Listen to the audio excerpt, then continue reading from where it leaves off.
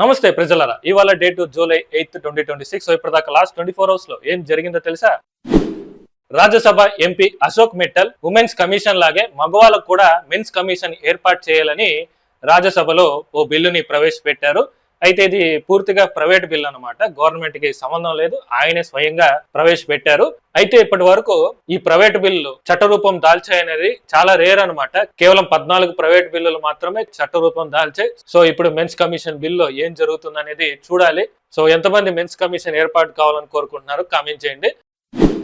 2022లో తీవ్ర ఆర్థిక సంక్షోభం ఎదుర్కొన్న శ్రీలంక ఇప్పుడు అప్పర్ మిడిల్ ఇన్కమ్ లోకి ఎదిగిందని వరల్డ్ బ్యాంకు ప్రకటించింది. 2022లో శ్రీలంక ఆర్థిక వ్యవస్థ క్షీణించడం, ప్రభుత్వాలు కూలిపోవడం తెలిసిందే. అయినా సరే కేవలం 3 సంవత్సరాల్లో అక్కడ టూరిజం డెవలప్ అవటం, ఇండస్ట్రీస్ లో గ్రోత్ రావటం, ద్రవ్యలోపం తగ్గిపోవడం వల్ల శ్రీలంక 2025లో 5% గ్రోత్ ని సాధించింది. అందుకు గాను వరల్డ్ బ్యాంకు శ్రీలంకను లోయర్ మిడిల్ ఇన్కమ్ నుంచి అప్పర్ మిడిల్ ఇన్కమ్ లోకి అప్గ్రేడ్ చేసింది అనమాట. కానీ మన ఇండియా మాత్రం 90s నుంచి ఇంకా లోయర్ మిడిల్ ఇన్కమ్ లోనే ట్రేడ్ అవుతుంది అనమాట.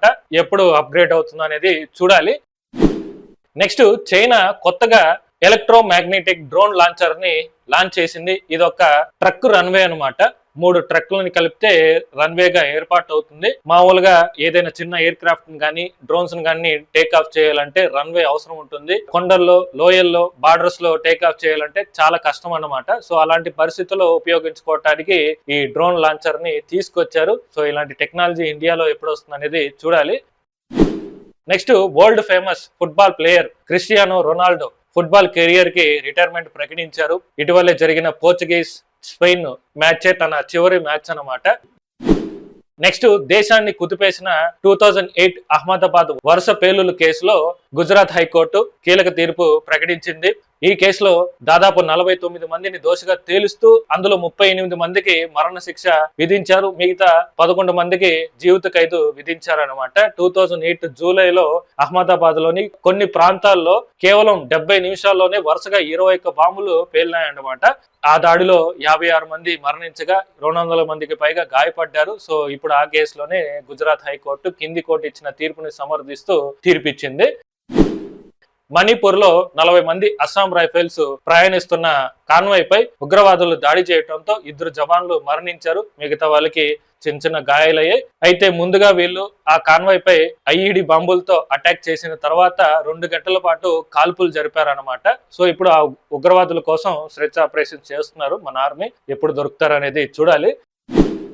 నెక్స్ట్, శ్రీలంకలో నెగోంబో అనే సెంట్రల్ జైల్లో 2 డ్రగ్స్ గ్యాంగ్ కు మధ్య మొదలైన గొడవ అది పెద్ద రక్తపాతానికి దారితీసింది. ఈ 2 గ్రూపులు కొట్టుకోవడం వల్ల దాన్ని ఆపడానికి వచ్చిన జైలు గార్డ్స్ తో సహా 25 మంది మరణించారు, 100 మందికి పైగా గాయపడ్డారు. అయితే వాళ్ళు ఎందుకు గొడవ పడ్డారనేది శ్రీలంక ప్రభుత్వం ఇంకా కారణాలు బయట పెట్టలేదు. ఇన్వెస్టిగేషన్ అయితే జరుగుతుంది. నెక్స్ట్, మోడీ పర్యటనలో భాగంగా ఇండోనేషియాకి ఇండియాకి మధ్య కీలక ఒప్పందాలు జరిగాయి. అందులో మెయిన్ ఇండోనేషియా బ్రహ్మోస్ మిసైల్ ను అలాగే అస్త్రా మిసైల్స్ ను భారీగా కొనుగోలు చేయడానికి ఒప్పందం చేసుకుంది. అదే విధంగా స్ట్రైట్ ఆఫ్ మలాకాలో ఇండోనేషియా ప్లస్ ఇండియా కలిసి సబాంగ్ పోర్ట్ ని డెవలప్ చేయడానికి ఒప్పందం చేసుకున్నాయి. సో ఇది కానీ పూర్తి అయితే చైనాని మనం కంట్రోల్ చేయొచ్చు అనమాట. ఏ విధంగా ఇరాన్ ఇప్పుడు స్ట్రైట్ ఆఫ్ హార్మోజ్ ని అడ్డం పెట్టుకొని అన్ని దేశాల మీద కంట్రోల్ చేస్తుందో ఆ విధంగా చైనాని కంట్రోల్ చేయొచ్చు అనమాట. మాక్సిమం చైనాకి ఇక్కడ నుంచే 90% వరకు ట్రేడ్ జరుగుతుంటుంది. సో అదే విధంగా critical minerals, agriculture, AI, health, education, trade, temple development విషయంలో 2 దేశాలకు మధ్య ఒప్పందాలు జరిగాయి. అది లాస్ట్ 24 అవర్స్ లో జరిగిన ట్రెండింగ్ న్యూస్ అయితే. హోప్ మీకు వీడియో నచ్చిందని అనుకుంటున్నాను. నచ్చితే ఒక లైక్ చేయండి. ఇలాంటి విషయాలు ట్రెండింగ్ అప్డేట్స్ కానీ మీ దాకా రావాలంటే మీరు చేయాల్సిన ఒకటే ఛానల్ సబ్స్క్రైబ్ చేసుకోండి. మరో కొత్త వీడియోతో మళ్ళీ కలుద్దాం.